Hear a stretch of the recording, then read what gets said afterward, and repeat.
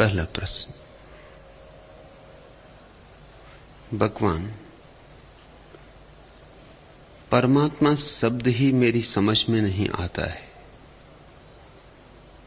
परमात्मा यानी क्या? स्वरूप जो समझ में नहीं आता है उसी का नाम परमात्मा है।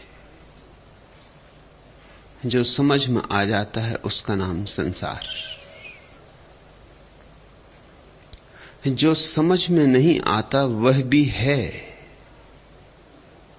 समझ पर ही अस्तित्व की परिसमाप्ति नहीं। समझ के पार भी अस्तित्व फैला हुआ है। इस बात की उद्घोषणा ही परमात्मा है।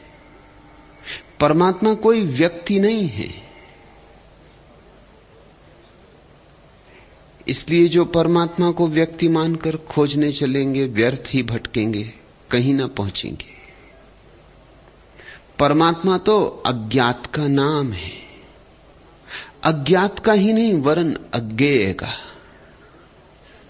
जिसे जानो तो जान ना पाओगे। जिसे जितना जानने की चेष्टा करोगे उतना ही पाओगे कि अनजाना हो गया। लेकिन फिर भी एक और द्वार से परमात्मा में प्रवेश होता है। उस द्वार का नाम ही प्रेम है। जानने से नहीं जाना जाता, लेकिन प्रीति से जाना जाता है, प्रेम से जाना जाता है। जानना ही अगर जानने का एकमात्र ढंग होता है तो परमात्मा से संबंधित होने का कोई उपाय न था। लेकिन एक और ढंग भी है। बुद्धि ही नहीं है तुम्हारे भीतर सब कुछ। हृदय का भी स्मरण करो। सोच विचार ही सब कुछ नहीं है तुम्हारे भीतर। भाव की आर्द्रता को भी थोड़ा अनुभव करो। आंखें सिर्फ कंकड़ पत्थर ही नहीं देखती हैं, उनसे प्रीति के आंसू भी झरते हैं। अगर विचार पर ही ठहरे रहे तो परमात्मा नहीं। इसलिए नहीं कि परमात्मा नहीं, बल्कि इसलिए कि विचार की क्षमता नहीं है परमात्मा को जानना। यह तो ऐसा ही हुआ कि कोई आदमी आंख से संगीत सुनना चाहे और फिर संगीत सुनाई ना पड़े, और वो कहे कि आंख से जब तक सुनाई ना पड़ेगा संगीत मैं मानूंगा नहीं। तो क्या करेंगे हम? आंख से संगीत सुना नहीं जा सकता। उसकी जिद है आंख से सुनेगा। कान से सुना जा सकता है, उसकी जिद है कि कान खोलेगा नहीं। प्रत्येक उपकरण की सीमा है। बुद्धि पदार्थ को जान सकती है, परमात्मा को नहीं। हृदय परमात्मा को जान सकता है, पदार्थ को नहीं। कान संगीत सुन सकते, रोशनी नहीं देख सकते। आंखें रोशनी देख सकती हैं, संगीत नहीं सुन सकती। हाथ छू सकते हैं, स्पर्श कर सकते हैं, गंध का अनुभव नहीं कर सकते। उसके लिए तो नासापुटों की जरूरत होगी। प्रत्येक अनुभूति का अपना द्वार है, और प्रत्येक अनुभूति केवल अपने ही द्वार से उपलब्ध होती है। तुम पूछते हो स्वरूप, परमात्मा शब्द मेरी समझ में नहीं आता। किसकी समझ में कब आया? किसी की समझ में कभी आया है? समझ से नाता ही नहीं। ये तो नासमझों के लिए संभावना है। ये तो दीवानों का रास्ता है। ये तो मस्तों का मार्ग है। इसलिए तो इतना कठिन प्रेम का पंथ। प्रेम पंथ ऐसो कठिन। क्या कठिनाई है? कठिनाई यही है कि इस जीवन का सब कुछ तो हम विचार से सुलझा लेते हैं, और इसलिए एक भ्रांति पैदा होती है कि जब विचार से सब सुलझ जाता है, गणित सुलझ जाता है, भाषा सुलझ जाती, तर्क सुलझ जाता है, दर्शन सुलझ जाता है, भूगोल, इतिहास, राजनीति, विज्ञान, सब बुद्धि से सुलझ जाता है, तो एक आशा बंधती है कि इसी बुद्धि से हम परमात्मा को भी सुलझा लें।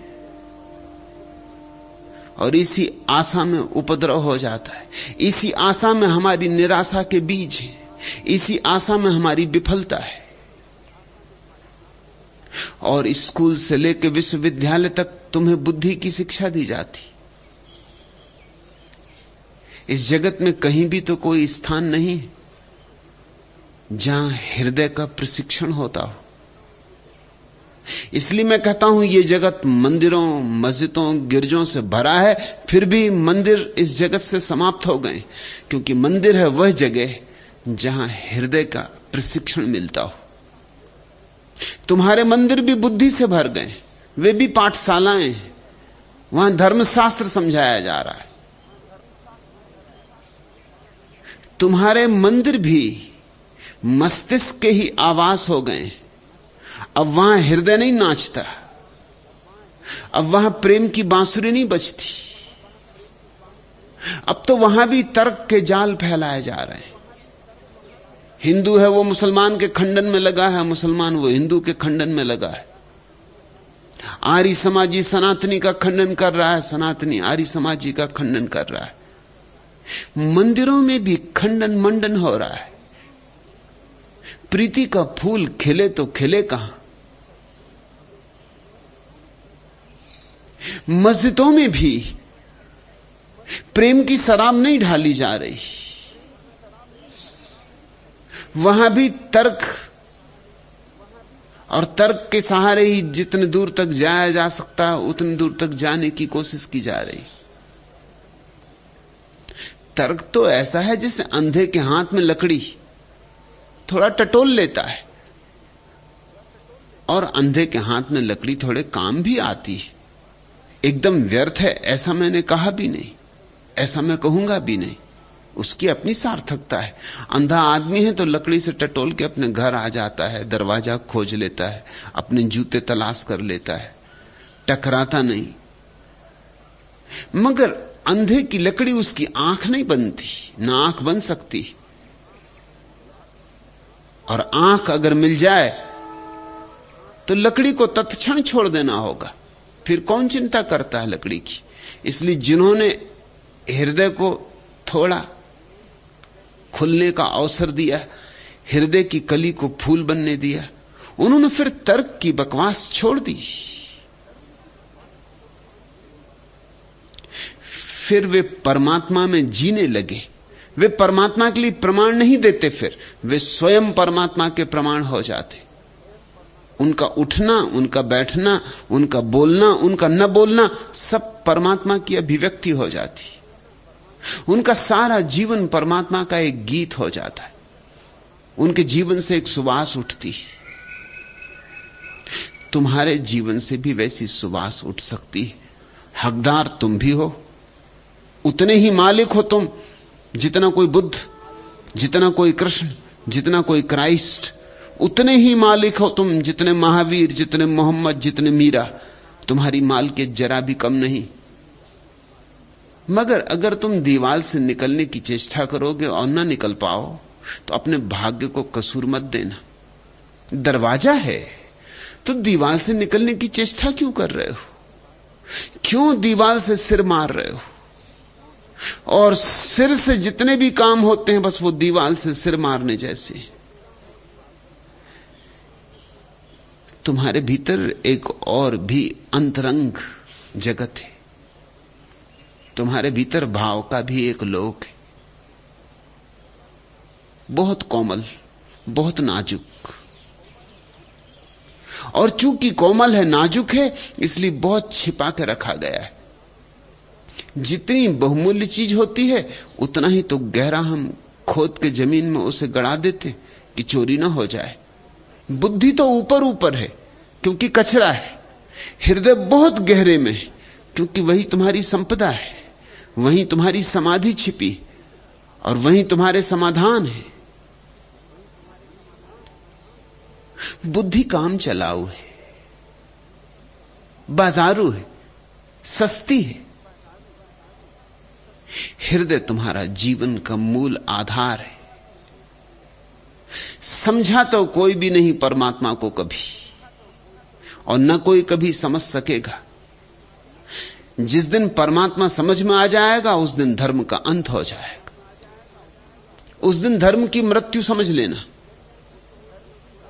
उस दिन जल जाएंगी होलियां कुरानों की, गीताओं की, वेदों की। उस दिन कुछ नहीं सार रह जाएगा फिर धर्म में, जिस दिन परमात्मा समझ में आ जाएगा। कार्ल मार्क्स कहता था कि मैं तब मानूंगा परमात्मा को जब प्रयोगशाला में वो पकड़ा जाएगा, जब परख नली में प्रयोगशाला की परमात्मा को पकड़ के और जांच परख कर लेंगे, जब उसका विश्लेषण कर लेंगे, जब उसके भीतर झांक के यंत्रों से देख लेंगे, जब सूक्ष्म यंत्रों की पकड़ और नाप तौल में आ जाएगा, जिस दिन मापा जा सकेगा, तौला जा सकेगा, जिस दिन उसकी थाह ली जा सकेगी गणित से, तर्क से, विज्ञान से, उस दिन मैं मानूंगा। लेकिन अगर किसी दिन परमात्मा को तुमने पकड़ लिया प्रयोगशाला में और जांच परख कर ली, उस दिन के बाद क्या परमात्मा बचेगा? फिर पूजा किसकी करोगे? परख नलियों में पकड़े गए परमात्मा की पूजा नहीं हो सकती। प्रार्थना किसकी करोगे? प्रयोगशाला में सिद्ध हो गए परमात्मा से प्रार्थना निवेदन नहीं की जा सकती। वह तो तुम्हारा गुलाम हो गया, चाकर हो गया। जैसे बिजली बंधी है आज तुम्हारी गुलाम होकर, और बत्ती जलाती, बटन दबाओ, बत्ती जली, बटन दबाओ, बत्ती बुझी। ऐसा परमात्मा भी तुम्हारे हाथों में होगा। जब आज्ञा दो तो कहेगा जी हजूर, हुक्म। जहां ले जाओ जाएगा, जो करवाओ करेगा। फिर तो परमात्मा से तुम बड़े हो जाओगे जिस दिन तुम समझ लोगे उसे। नहीं, परमात्मा विराट है, हमारी समझ बड़ी छोटी। हमारी समझ है चम्मच जैसी और परमात्मा है सागर जैसा, और चम्मच से सागर को नापने बैठे। छोटी सी बुद्धि है, विराट को समझने की चेष्टा चल रही है। देखते हो मूढ़ता, बुद्धि की मूढ़ता है यह।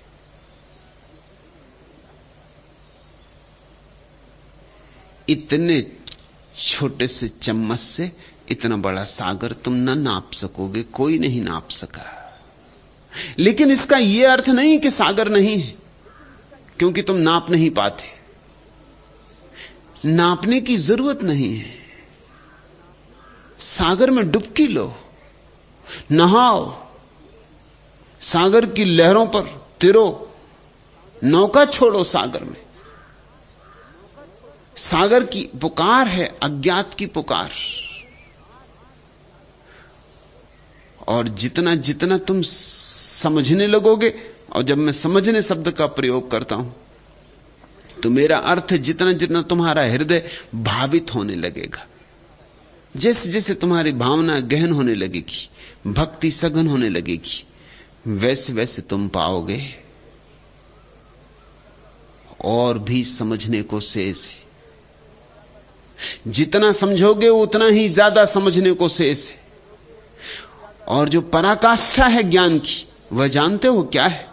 पराकाष्ठा है ज्ञान की इस बात की उद्घोषणा कि मैं अज्ञानी हूं और परमात्मा के समक्ष सदा अज्ञानी रहूंगा, क्योंकि परमात्मा अज्ञेय है।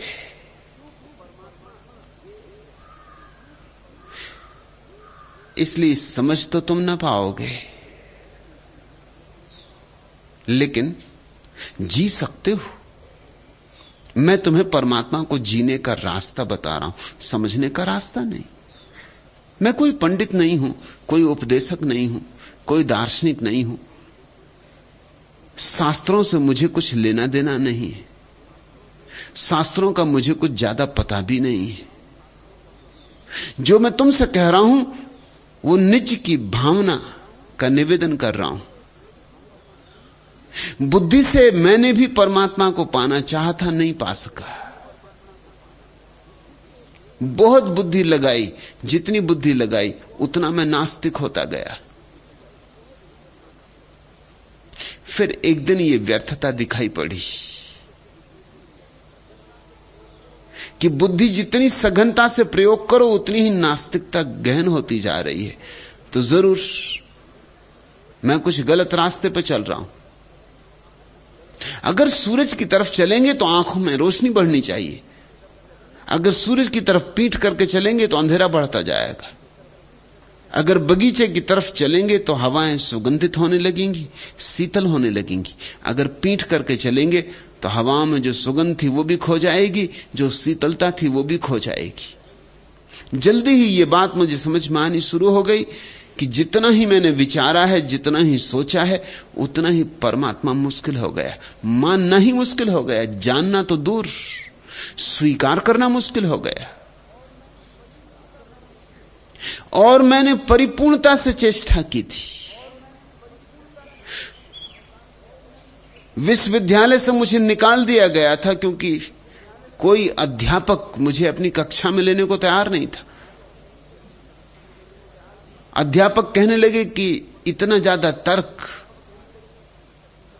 इतना ज्यादा विवाद कि पढ़ना लिखना तो कुछ हो ही नहीं पाता, हर चीज पर विवाद है। और उनकी भी तकलीफ मैं समझता हूं।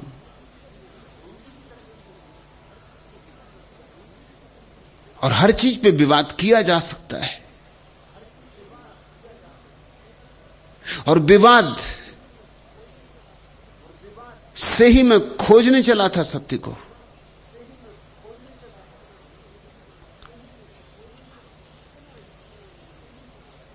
जितना जितना मैंने विचार और तर्क से सोचना चाहा, उतना ही पाया कि कोई उपाय नहीं। एक नकारात्मकता गहन होती चली गई। लोग मुझसे बात नहीं करते थे, लोग रास्ता काट जाते थे,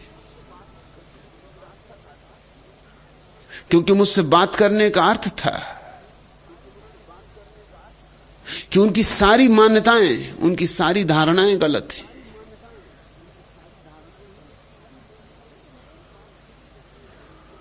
लेकिन एक बात मुझे जल्दी ही समझ में आने लगी कि ईश्वर हो या ना हो, लेकिन ईश्वर को इंकार करके मैं अपने जीवन को पंगु किए ले रहा हूं। मेरा जीवन संकुचित होता जा रहा है।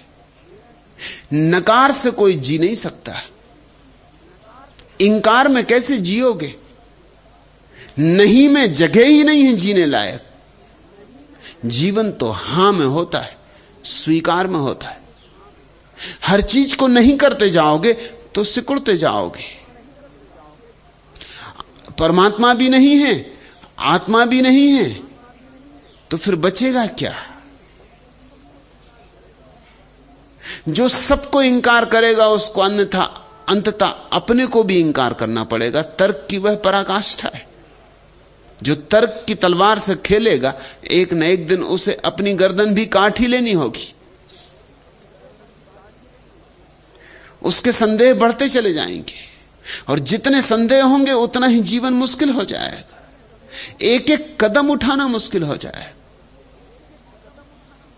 जीने के लिए तो श्रद्धा चाहिए, अश्रद्धा से कोई भी नहीं जी सकता। जिसको तुम नास्तिक कहते हो वो भी जीता है श्रद्धा से, सिर्फ उसकी श्रद्धा उल्टी है, शीर्षासन करती हुई है। वो भी असली नास्तिक नहीं है। उसकी श्रद्धा है कि ईश्वर नहीं है, इसी श्रद्धा से वो जीता है। नास्तिकता उसका धर्म है, क्रेमलिन उसका काबा है, दास कैपिटल उसकी कुरान, बाइबल, वेद। कार्ल मार्क्स, लेनिन, स्टालिन, माओ, ये उसके ब्रह्मा विष्णु महेश।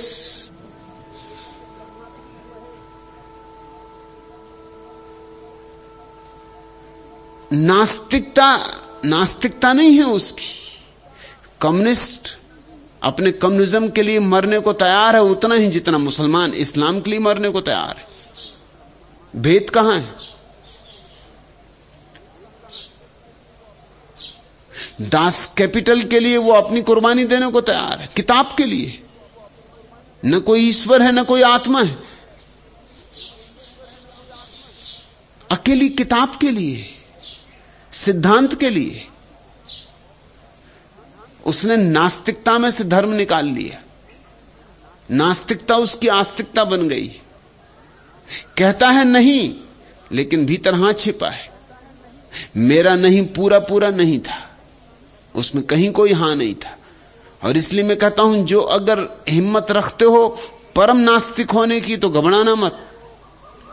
लेकिन परम नास्तिकता का अर्थ है कि नास्तिकता में भी सहारा मत खोजना, सब सहारे ही गिरा देना। इतने बेसहारे हो जाओगे कि उसी बेसहारे में तुम्हें पहली दफे याद आएगी कि ये मैंने क्या किया, ये तो मैंने अपने ही हाथ से अपने जीवन की नौका में छेद कर डाले, अब ये नौका डूबने लगी। उसी असहाय अवस्था में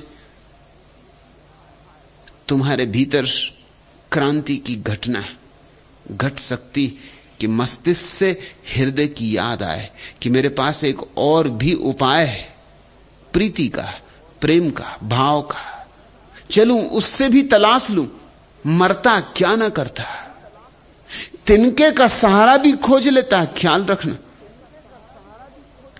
तो जब तुम्हारी बुद्धि बिल्कुल असफल हो जाए और तुम्हें गहन अमावस में डाल जाए और सब तरफ गहन अंधकार हो कि एक रात में तारा भी ना चमके, सुबह की तो बात ही नहीं, सूरज तो है ही नहीं तो उगेगा कैसे, प्रभात तो होने वाली नहीं है। जब ऐसी गहन अंधेरी रात हो, तारा भी ना चमकता हो, सूरज का भी भरोसा ना हो, रोशनी होती है यह भी श्रद्धा ना रह गई हो, उस गहन अंधेरी रात में तिनके का सहारा शुरू होगा। उस गहन अंधेरी रात में तुम्हें यह दिखाई पड़ेगा कि एक अंग मेरा अनजिया रहा है। विचार तो मैंने खूब किया, भाव मैंने बिल्कुल नहीं किया। तो थोड़ा भाव भी करके देख लूं, मरता क्या ना करता। इस दरवाजे से कभी नहीं निकला, इससे भी निकल के देख लूं, कौन जाने शायद यही द्वार हो। और जिस दिन मैं उस दरवाजे से निकला, मैंने देखा कि परमात्मा ही परमात्मा है। पहले मैं पूछता था परमात्मा कहां है, फिर पूछने लगा कि परमात्मा कहां नहीं है। स्वरूप तुम पूछते हो परमात्मा यानी क्या? परमात्मा यानी हृदय, परमात्मा यानी भाव, परमात्मा यानी प्रीति। तुमको समझ न पाया, प्यासा अंतर जग के विस्तृत, मरु में भटक भटक कर हारा। तुम्हें समझने के प्रयत्न में बिता दिया निज जीवन सारा। पर तुम बने रहे जीवन भर मृग तृष्णा की छाया। तुमको समझ न पाया, तुम हो मन के मीत, कहा व्याकुल विवल मानस ने मेरे। तुम्हें प्राप्त करने के हित पूजे मानव पत्थर बहुतेरे। तुमने किस पर्दे के पीछे निज संसार बसाया। तुमको समझ न पाया, या तो तुम मुझ में अपने में भेदभाव आभास मिटा दो, या मेरे मन का अपने प्रति तुम समूल विश्वास मिटा दो। मैं जीवन भर जग की भूल भुलैया में भरमाया, तुमको समझ न पाया। समझ उपाय नहीं,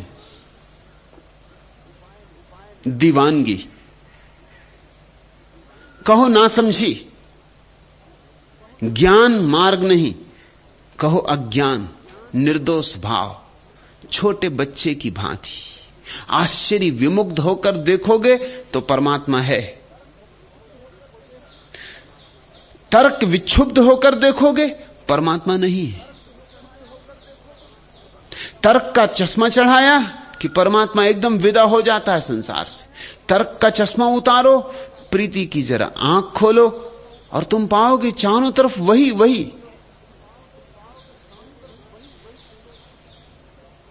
रविन्द्रनाथ ने गीतांजलि लिखी। उस अद्भुत गीत संग्रह पर उन्हें नोबेल प्राइज मिली।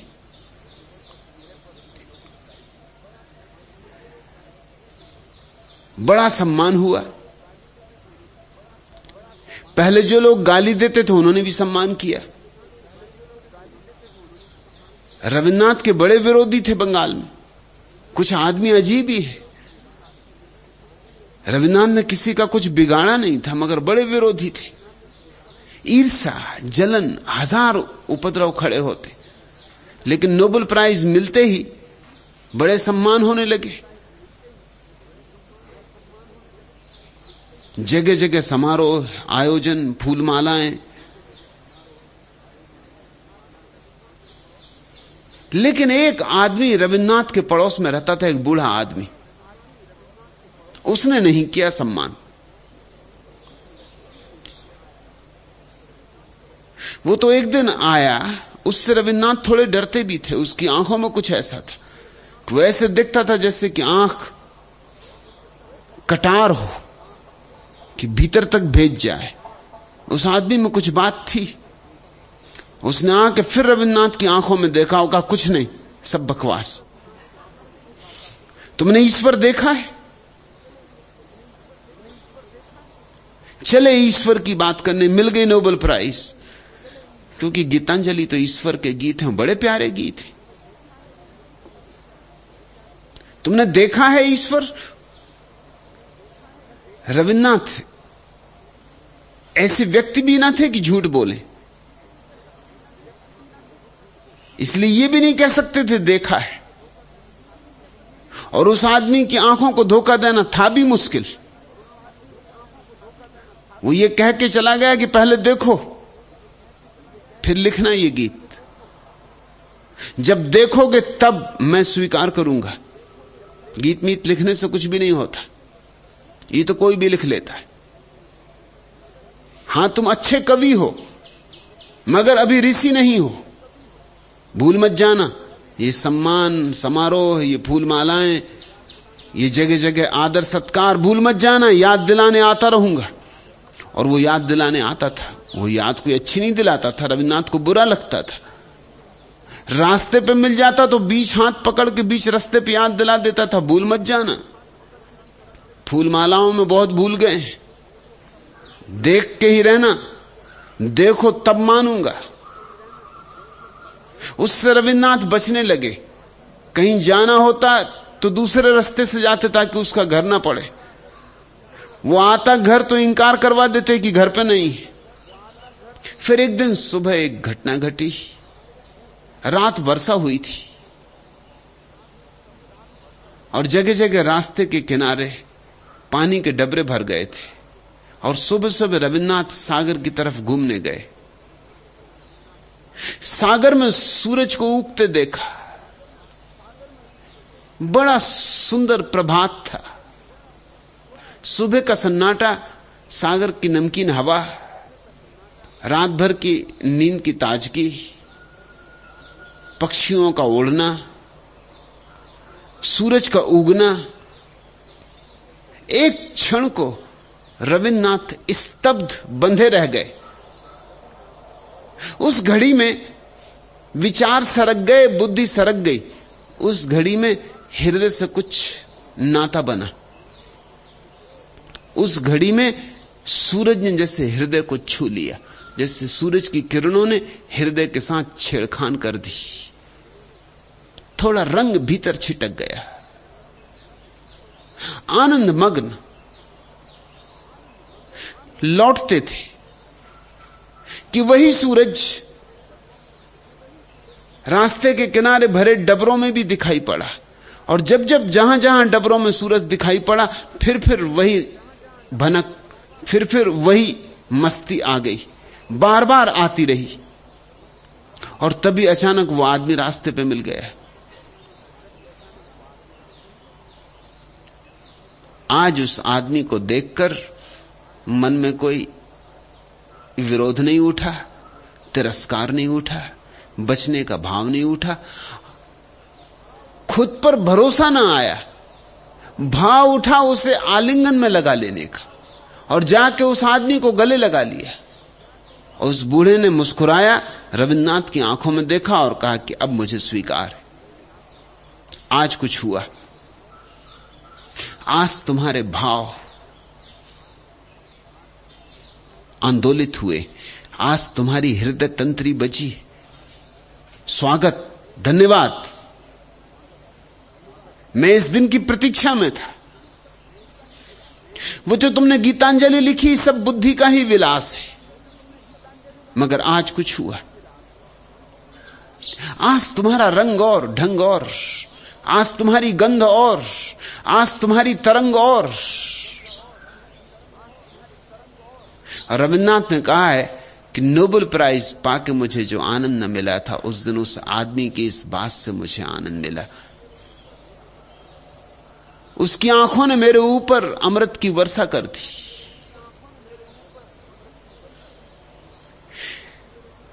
बुद्धि से ही जियोगे तो प्रश्न उठता रहेगा, परमात्मा यानी क्या, और उत्तर कभी ना पाओगे। बुद्धि के पास कोई उत्तर नहीं। स्मरण रहे, बुद्धि केवल प्रश्न उठाने में कुशल है, उत्तर देने में बिल्कुल नपुंसक है। प्रश्नों में बड़ी निष्णात, और अगर किसी प्रश्न का उत्तर दो तो उस उत्तर में से भी 10 प्रश्न निकाल लेने में कुशल है। बुद्धि की सारी कुशलता प्रश्नों को बढ़ाने की, उलझाने की, सुलझाने की उसकी क्षमता नहीं है। हृदय की क्षमता बिल्कुल और है। प्रश्न जानता ही नहीं हृदय, उत्तर ही जानता है। यह बड़े मजे की बात है। बुद्धि में प्रश्न ही प्रश्न और हृदय में उत्तर ही उत्तर। अगर उत्तर चाहते हो हृदय में डुबकी मारो, अगर प्रश्नों में ही मजा है तो बुद्धि में अटके रहो, उलझे रहो। अगर दर्शन शास्त्र में तुम्हारी रुचि हो तो पूछते रहो बुद्धि में ही, दर्शन शास्त्र बढ़ता रहेगा। पुच्छल तारे की तरह उसकी पूंछ बढ़ती ही जाएगी। लेकिन अगर उत्तर चाहिए, समाधान चाहिए, समाधि चाहिए, तो बुद्धि से थोड़े हटो, थोड़ी छलांग लो, भाव के जगत में प्रवेश करो। नाचो, गाओ, गुनगुनाओ। इतना प्यारा जगत है, इसके साथ थोड़ा तारतम्य बनाओ। इतना अपूर्व सौंदर्य बरस रहा है चारों तरफ, इस सौंदर्य में नहाओ। चांतारों से गुफ्तगू करो, शास्त्रों में मत तलाशो। वहां क्या मिलेगा?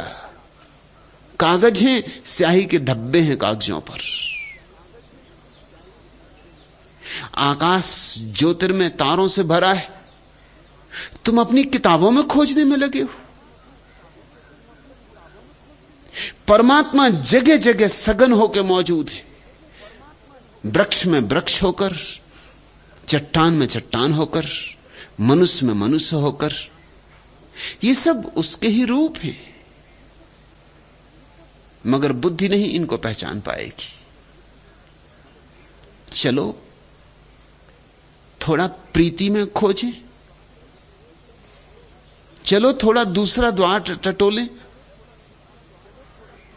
यही भेद है दर्शन शास्त्र और धर्म का। दर्शन शास्त्र बुद्धि का ऊहापोह है और धर्म हृदय में डुबकी। मिलेगा, मन का मीत जरूर मिलेगा, तुम्हारे भीतर छिपा है, मिलेगा क्यों नहीं? चूकते हो, यही चमत्कार है। चूकते कैसे हो? जिस दिन जानोगे उस दिन भरोसा भी ना आएगा कि कैसे इतने दिन चूका, कैसे।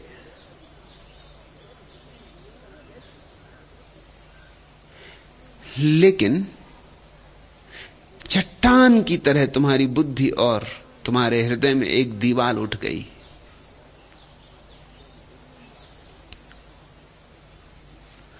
मैं तुमसे कहूंगा शास्त्र की जगह संगीत, ताकि चट्टान टूटे। गद्य की जगह पद्य, ताकि चट्टान टूटे।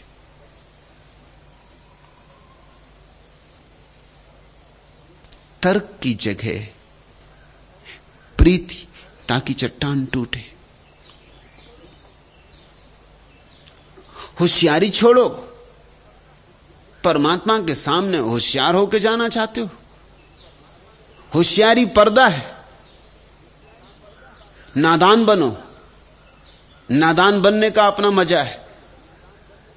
उसके पास ऐसे चलो जैसे छोटा सा बच्चा अपनी मां को पुकार उठता है, ऐसे उसे पुकारो।